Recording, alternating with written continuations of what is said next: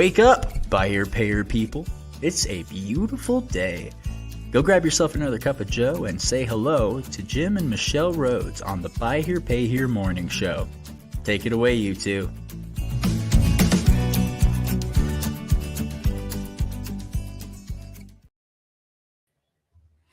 Hey, good morning. Not sure if anybody can hear us yet. Happy Monday. Happy Labor Day if you're there. We are doing some audio testing on our side. The audio sounds like the microphone sounds fine, but we're not hearing the actual broadcast. So if you're listening in this morning, if you can give us a quick hello and make sure that you're hearing us. We don't need to hear ourselves, but we want to make sure you can hear us. Yeah. And I may have to be muted because I feel a sneeze coming on. That's never happened on the morning show. Yeah. So let us know if you can hear or not. I know we can hear. Amanda hears us. Okay, good. Okay. All right, good. Onward. We just couldn't hear the music for the countdown and all that kind of stuff. And all of a sudden we started like stressing because, okay. So, just thank you, Chad. Thank you, Chad. Amanda. Thank you, Facebook user. Thank you, Bob Moore. So yeah, we, one of our kids, is just moved back here from New York. And, so they're staying with us and they do their own podcast. And so last night they used the studio to be able to record their podcast. And, we thought we had it all. We thought we had it all, but it was like, something wasn't right. So excellent. I'm glad you're all here today. Happy Labor Day. Since I was a little girl, get those two confused. They're the bookends to summer. Oh yeah. There's Memorial Day and Labor Day. And I have to remember Memorial Day is the day that we do decorating or we take flowers to graves. And so it's like, remember which one is which. So happy Labor Day. Right. Most of y'all are closed to dealers that are out there. Mm-hmm. And so I hope that you're enjoying your day off and that your team is appreciating having a little bit of a day off and nod to everything that they do to keep everything running. To get in maybe a last lake day before the fall. Amanda, you're probably at the lake right now, I would imagine. Yeah. We're having chilly weather. We're having chilly rained most of the night. And so we're in long sleeves and I broke out the thick socks this morning. Love it. We left the slider open in our bedroom so that I could hear the rain. And it was so I forgot how much I enjoyed that. And it's kind of like this little precursor to fall. Yeah. And it feels that way. And it's just lovely. It was nice really, rain. really lovely. No loud thunder to wake us up. And so it was, it was a nice night. And so we're definitely feeling the switch to fall here. So for those of you that are down south and maybe not feeling that. So you're working too, Amanda. Yeah. Yeah. We're with you. September tax deadline. Yeah. Yeah, so all good. We got a couple of things on the horizon. We've got, I will tell you, we've got a couple of dealer panels lining up. Nothing firm on the schedule yet, but that's among the things Michelle and I will be laboring on today during our Labor Day, figuring out the schedule. Yeah, we rescheduled all of our client meetings because most of the dealers are not in. It's like give them a day off. And so we decided that today was going to be and we're also doing in Boston because been to both of them. Love them. So we're going to be spending a little bit of time today doing some planning and brainstorming. And so a couple of things. I know we've got Bill Nealon from TaxMax coming this month. I know we've got Tommy Brandis and the whole Marietta conference. Tommy's the new executive director at Marietta. And so that will be happening in Atlantic City on September 24th through 26th. So those of you in the Northeast, Bill's actually Friday. I'm looking at the calendar. Okay, this coming week. Okay, good. Got Bill Nealon coming up this week, and so we're going to talk about kind of how the tax season compared. And maybe this last tax season, and so it'll be interesting. I think that'll be an interesting one because it'll give people an opportunity to kind of get to know what it is that they're doing, and potentially you're going to take the White Hat Way banner off. I realized it's just sitting there rolling our white hat. I was testing it. So. You're probably going to see us step more and more into all topics. Will have a bit of White Hat Way. Yeah. And you could make the case that there's a connection on our topic today, but today was really about just kind of, there's been a lot of chatter as always, Facebook and dealers, talking through different pieces. And I think one of the ones that has been of interest to me has been this idea of what does the future of buy here, pay here look like? Like, we're seeing dealers drop out, mostly super small dealers who really were kind of doing it as a sideline business. There have been a few big ones. Oh yeah. Yeah. For sure. They've made the news. And that's more of a financial, like that's almost a different thing. Cost of car definitely hurt a lot of those bigger folks. I would say there were other factors that contributed to that, economy being among them. But I think if you take all those things out, I mean, if you're a stockbroker or you're investing in the stock market, they've always told us, you got to be able to ride the roller coaster and think long term, and over time it's going to do such and such, right? And so if I think about buy here, pay here through that lens, and listen, we're not prognosticators over here. We're just people in the industry who have a perspective. And so for today, it was kind of sharing the perspective, sharing our perspective. Yeah. What is mostly Jim's, and I'm just going to add, fun commentary and a squirrel here every once in a while.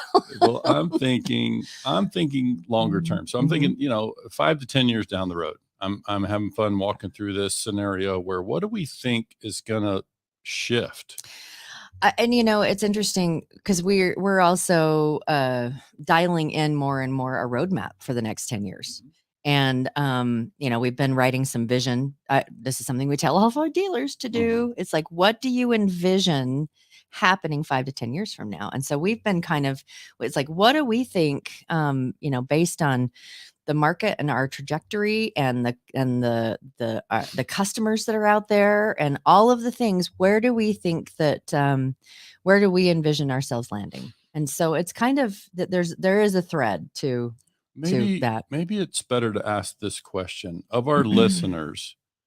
Do you think the buy here, pay here industry will be exactly the same in 10 years?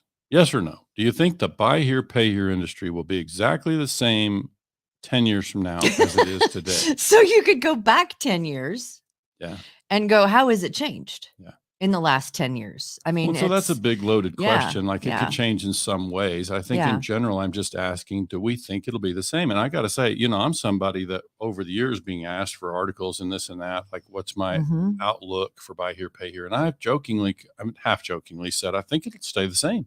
Like it's traditionally been the same. Amanda's like, I won't be in the exact same place 10 months from now, let alone 10 years. Well, exactly. And a lot of people, when this comes up, they say, Jim, you look a little too old to be thinking 10 years out. So I get a lot of that with the gray hair, but no, it's really about, it's about what do we think is going to really evolve? Like I see an evolution with auto financing. Let's take it beyond. And I also, by the way, I see some correction. And this is something that I've said to many people on many occasions, personal, professional, like I think the trajectory of auto financing is unsustainable. I'll just say that. At its current path. Its current pace, but what's going to change it? Like if you look at, and obviously we've had some kind of anomalous events in here with COVID and the chip shortage, and some of those things have affected new car pricing and availability. And some of those things have certainly moved the market, in recent years. But I'm really talking about something much more macro than that. And I get that. Can I not squirrel? I think that like all of the stuff that's happened in the last 4 to 5 years, COVID, all of those things, the effects of those are not going to go away. Yeah. And so things like, for instance, within the industry, COVID created an atmosphere where dealers needed to be able to collect money outside of people coming into the dealership. And so they needed to create easy ways for people to be able to make their payments, and there's been an effect, cause and effect to that. And that is that a lot of dealers are struggling with connection with their customers right now.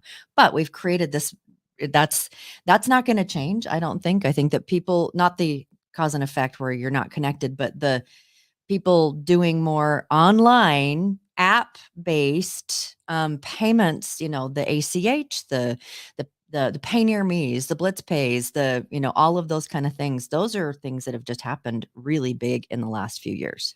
And it's really added a lot of strength to that, not going away. I think it'll get even more easy, robust, yeah. more robust as we go. I agree. I think I'm even thinking more macro than that. Like Okay. I'm thinking even broader than that. If I look at, I got in the car business in 95, and before that, I was in the retail and sporting goods business. And as a consumer who stepped into the car business and worked as a salesperson, a closer, sales manager, all those things, I observed, like, what you would see, what we were negotiating in terms of terms, length of contract, et cetera, back then versus where it is now and where it looks like it's heading is, and I have this conversation with others and people agree. Like I was having a conversation with my neighbor yesterday. It's like the price of a new pickup truck. He has some older vehicles that he's owned free and clear for a long time. He was looking at trade. He went shopping and got sticker shock big time. And so what we're talking about, and by the way, this guy's one of the smartest people I've ever met. He's basically has shared the sentiment, like the price of a vehicle today relative to the income of the average wage earner is just the ratio. The wages haven't changed. Yeah. And so as much. So it just continues, the gap continues to widen. And when you look at, okay, you got artificial intelligence entering every sector in the country. It's a question of who gets there first, like who really adapts to it first, in my way of thinking. And so really our topic for today was around interest rates. So I want to get to the thing about APR, because it kind of ties back to all of it for me. As one example, can we imagine a scenario where in 10 years, a dealer is able to come into a market and because of artificial intelligence, because they're better buying because of the help from artificial intelligence, their underwriting tools are very sophisticated, and their communication tools are much more sophisticated with with our customers. Sure. Yeah. So I'm simply saying I see a scenario, and I think what you and I feel like with what we're doing with White Hat Way, we want to lead those conversations. We certainly want to be a part of them, and we certainly want to bring people to the microphones who can help us talk through that. Because as this industry evolves, and I can promise you it's evolving, then as it evolves, how are we as dealers, what are we going to do, you and me and White Hat Way and the thing that we're building through White Hat Way, what are we going to do to help dealers be more successful 10 years from now? And is it really going to be, how are we adapting? That's really the big thing for me, is how are we adapting? There's also there's electric vehicles that are going to be a factor in 10 years. It's coming. And it's so coming. We need to figure out what we're going to do about that. There's digital currency that's going to come into play in the next 10 years. Like there's a lot of things that are shifting. And if we just sit back and think it's going to stay the same, and we sit over here and do what we've always done. Part of it is too, that, there's been so many things that have just kind of been the same. Well, it's, we had computers came out, and so that shifted the industry, because buyer payer really, it's major birth is like in the 80s and the 90s, and then into so computers and technology that way has shifted an awful lot. GPS has shifted things an awful lot, all of that. And I think that within our bubble, I think that there's two things we should be looking at, is the bubble of buy here, pay here, and the sphere or the ecosystem that we work in and buy here, pay here. And so there's new technologies, there's new this, there's new that, there's a lot of things that have changed that has been new. I would propose, this is kind of it's not a squirrel. I would propose, not a statement. I would propose that part of, when we talk about lower APRs, and I know that that's been something that we've talked about, Jim and I, considerably, when it's like, how do we tie in White Hat Way?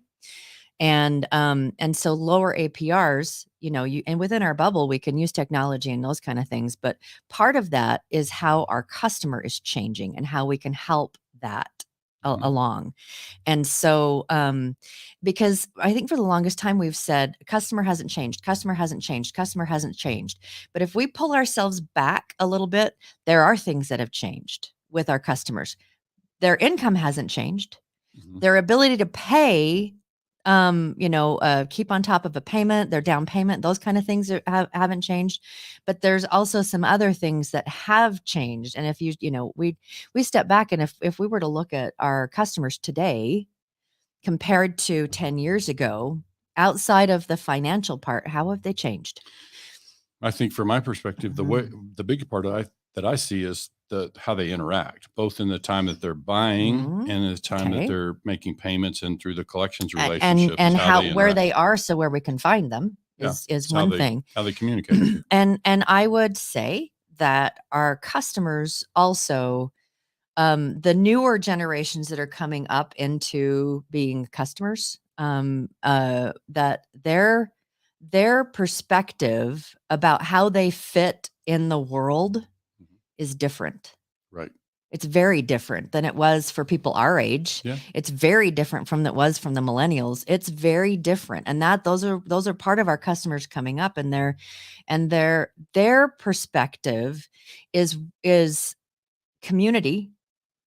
That's a really big thing for a lot of the younger, and I see that filtering up through the age and the generations. It's community, it's connection, and it's making a difference. I think I want to be careful about suggesting a real broad brush there, because while what you said is true, I think rather than us theorizing on what is happening with I think we all should just go survey our customers locally and what do you want? Like what's important? What matters to you? Right. Let's don't go by some article in the Wall Street Journal or whatever else. Mm-hmm. Let's go ask our customers. Oh, that's a really great segue into, we've got a few people that are willing to let us survey their customers and ask that. Yeah, that kind of question. We're definitely moving forward on that. And I think that's part of what we feel like we can do is ways. Let's just go ask the questions. Let's make sure that we can help dealers know what's important to the consumer. So how does all of these things, the customer changing and knowing the customer better and AI and all of that, help us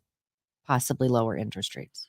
Well, just by operating more efficiently. When we can buy better and we can own the cars better and they'll perform better, then that's going to be one factor.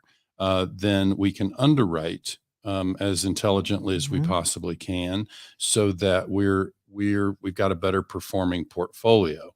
And so now we become more attractive to those consumers. And I would argue, this is the part I look forward to being able to argue mathematically. Like when I say argue, math doesn't really allow for much debate. It's like, I think what we look forward to being able to test out is, will those efficiencies allow dealers to offer a lower interest rate and still have them be as successful, have the customers potentially be more successful?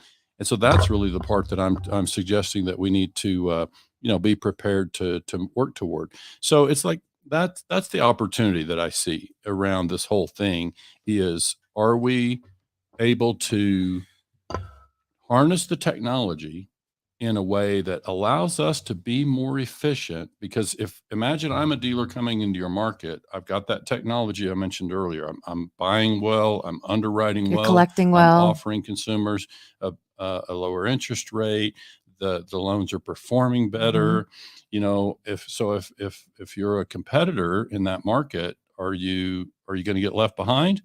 Because I just see that's really the evolution that's in front of us in our industry. That's the opportunity.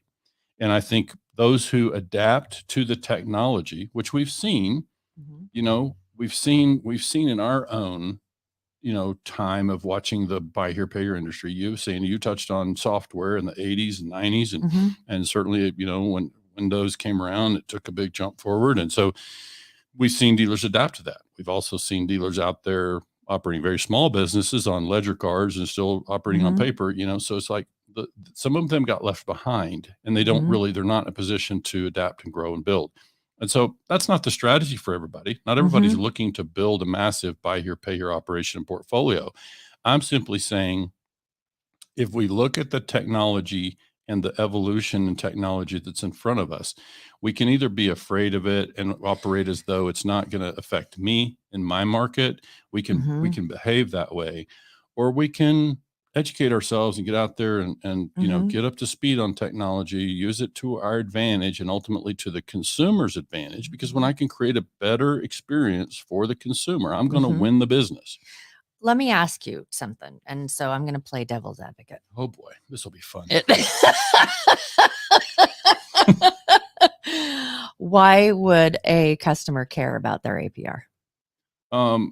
They really don't. What they care about is they enjoy the car, they enjoy the experience, and that they're able to be successful. This is me saying that what I see about consumers is that consumer. I'm glad you asked the question, because I think it's something that we don't talk about enough, and it's certainly something we want to start to drill down with the consumer. Mm-hmm. If you're the consumer, let me just kind of role play it a little bit. If you're the consumer, am I right to think that whole hamster wheel of buy a car and make payments on it, and then it breaks down and you can't afford to keep going, and now you charge off and your credit continues to take a hit? Am I right to say, Mr. and Mrs. Customer, that if I can help you create a scenario where you can be successful, you can enjoy the car, it's going to perform well, if I can help you to be successful, and you may or may not reestablish some credit, but you're going to enjoy a positive experience, you're going to have a successful experience with the car, and you're going to reach the other end. And so, what's that? Imagine if, and as a dealer, you're like, okay, I could keep the APR the same, collect better, and have more money in the bank. Right. Yeah. And things are going to the end and have more money in the bank and all of that. And I think we have an opportunity here. I really do. This is the feel good, mushy side. I think we have an opportunity to educate our consumers, educate our customers, to help them get off of that hamster wheel, and we grow with them. Yeah. Good. And so it's like we become better, they become better, and then the industry becomes better. Nice. No, I see that. I feel that. I mean, I think that that's opportunity part of what we're trying to do with the consumer education is like, how do we help them understand? I love some of the things like Jack Carter, other people have placed. It's like, we try to explain, hey, we're going to do this and we're going to make it structured this, because if we do it this way, this is what it looks like. If we do it this way, and the baby steps of helping them understand what a contract is, and then building relationships and rapport with our customers, with our community. And we continue, all ships rise. This is really an opportunity for all ships rising. It's just, so can we get to a point where we can lower our APRs and still be as successful, have just the same amount of money in the bank, and and besides that, have a team that loves where they're working, because there's a lot of outreach. You have customers that are loyal and bringing people in, and it's like organizations like the CFPB. Sorry, I can never. Organizations like that are watching. It's like, this is what we're trying to do in the community, and we are now becoming the white hat heroes and bringing other people in. And it's just like, we really have a great opportunity to create something where all ships rise. Yeah. So one of the things that I often think about, when we're doing these broadcasts and we're sharing, perspective on things, you can hear kind of both camps. You can hear sort of the reaction of some dealers are saying, oh, that's utopia. That's never going to happen. It can. And so I would just say, what if you're wrong? What if you're wrong and the industry can evolve and we can create this kind of scenario for dealers who might be a competitor for you? Then are you prepared to be left behind on that? It's a little like, because everything that Michelle just described, if I can create that scenario, I'm a dealer, I'm making as much money or more. What would that be worth? I'm a tremendous asset to my community as a business, and my people love working there. My consumers love doing business with me. We're connected. Is that utopia or is that achievable? That's achievable. Okay. So AI is going to help us. Yes. Okay. There's a lot of tools out there that are going to help us. And so I think for me, it often comes down to the heart piece of this. Is like, if we care about the consumer experience, if we care about the success of this customer, you can just stop there almost. You can say, I either care about the success of this customer and I'm going to show it and I'm going to bring tools to it and I'm going to help them to be successful, because what does Zig Ziglar say? You have the most success, you help the most people, you're going to have the most success. And so it's like, we're just trying to help people. And so you can say, gosh, Jim, that's really, it's getting out of your head, and maybe following your heart. It's like, no, I'm bringing my head to it. I'll just another angle. Why do we charge such high interest rates? What is the purpose behind buy here, pay here, charging such high interest rates? It's to mitigate loss. Yeah. Yeah. It's to mitigate loss. So if we were able to, and we were able to use AI and shift and connect with our customers and create a scenario where we are not in that need to mitigate loss, why the heck wouldn't we pass that on to our consumers? Yeah. And I don't think it's an if about When? the AI. Yeah. It's a win. Yeah. Like it's the AI, Mhm. people are already using AI Yeah. and buy here, pay here. So it's like, so it's really a question of, are we going to use it? And are we going to use it, as a sword to do good? Like, are we going to Mhm. be able to have an impact through AI to be able to offer our services for less, become more attractive, Mhm. because of that solution? And I would just say these are the opportunities that I Yeah. see in this industry. And I think it's a win. It's not an if, it's a win with Mhm. artificial intelligence. It's a Yes. win. It's a win. It happens with digital currency. It's like we Yeah. want to make sure we're reactive and And that we're monitoring and that we're, proactive. yeah, so within that bubble, yes. And I'm gonna interject Oh boy. that our consumers are changing. Mhm. And they are. I mean, Well, the way they behave. the way they behave, the way they interact, there's a lot of things that are changing. They still can, for the most part, $500 to $800 down, not a problem. $500 a month payment, not a problem. I mean, that's kind of still where they are financially, Mhm. but they're changing. And so if we learn how to like recognize that and see how can we solve a problem that's being created from how they're shifting and Right. then create a solution. And I would propose that part of that is they want to feel they want to f- they're looking for businesses that care. Mhm. They're looking for businesses that, and not businesses that don't give a crap about them. You're right. And that's they looking for businesses that care about them. Well, Maybe not about their success, but they care about them as a person. They care about them, helping. That's what they're looking for. I guess I can't say that the typical consumer, in my view, is actually actively looking for that. But I think if they discovered it, they would be drawn to that. So I don't know. I mean, I Yeah. can't say, but it I would almost doesn't say that matter. just from the conversations we have with our kids, where they're like, the big businesses, they don't care about the people and they don't care about the stuff, and they're out there, capitalism, boo. Yeah. That this is a way to show the Yeah. other side of capitalism. It's the other, it's a way to show we care, and you can be out there having a very successful business and be the good guy. Yeah. Yeah. No, Yeah. we think that's happening. But I think, really, that's why I say at the beginning or at some point we said, we either care about the success of the consumer. And I Mhm. believe if I look at the dealers that have been in the business long Yeah. term, that that's part of what I see in them is they truly, care about the consumer. They have sort of an investment in the success of the customer, and that to me is playing a longer game. And I think that's for those who are who are who are thinking long term, who Mhm. do expect to be in business a long time. I think it's appropriate to have a hard look at technology. Make sure that you're up to speed on technology and that we're able to, anything that allows us to be more efficient and offer our services for less. We want to do that. I want to throw in a quick mention. I do have a couple of dealers that I'm going to invite to a separate dealer panel on APR because I've had dealers mentioning that they're lowering their APR by choice. And Mhm. so I want to hear from Why? them what motivated that. I'll share with you quickly that I had a dealer before COVID. They made a decision to lower APR in the interest of term. And I will tell you, without saying the name, this was a dealer who was a former banker, worked a long career in the financial sector before stepping in to buy here, pay here, and becoming a dealer.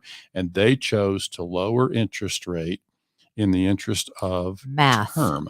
Yeah, just math. In the They were interest just of following math. deal structure. Yeah. It's and so that wasn't any of the soft, feel good, whatever. It's like, in the interest of math, this is going to help us. So it's an interesting question to find out is, could lowering APR be part of a strategy? Could reducing gross per contract be part of a strategy to navigate through this high cost period?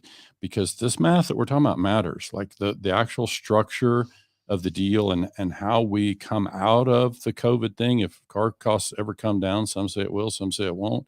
They've It's like inched down a little bit, but we own a lot of cars heavy. And so there's a ton of stuff to talk about around that. But again, I think the intelligence is, the artificial intelligence in particular, is something that we want to tap into. So anyway, we should wrap up. We should go back to our non-labor day. Yeah. So we've actually got some work. So. Hey, everybody. Thanks so much for joining. We really appreciate you joining us on this holiday day. And we know a lot of you guys will be catching the recordings on the flip side. So yeah, reach out if you've got any thoughts on that and some of the panels that we're going to be putting together. We'd love your insight, input, and if there's anything we can help you with. One last thing before you go full volume there. Okay. So I need to let the BHPH Success Group know that they may have missed our 200th episode on Wednesday. So I'll share that. It was a technical difficulty. Yeah, we had a technical snag, so we'll get that out. All right. Have a great day, everybody. We really appreciate you joining us today.